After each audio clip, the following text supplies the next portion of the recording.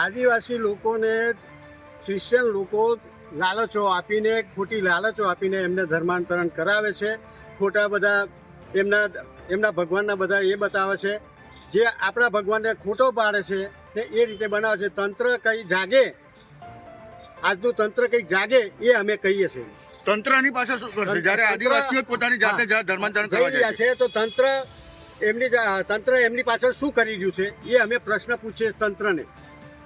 વિશ્વ હિન્દુ પરિષદ આ જે અટકે નહીં તો સખતમાં સખત અમે કાર્યવાહી કરશું. અત્યાર સુધીમાં નર્મદા જિલ્લામાં કેટલા ધર્માંતરણ થયા છે, કોઈ આંકડો ખાસ? અત્યારે 212 ગઈકાલે થયા છે. ધર્માંતરણ કરવા બાબતની એક પ્રોસિજર છે અને એ પ્રોસિજર ફોલો કર્યા બાદ કોઈ વ્યક્તિ ધર્મ બદલી શકે છે.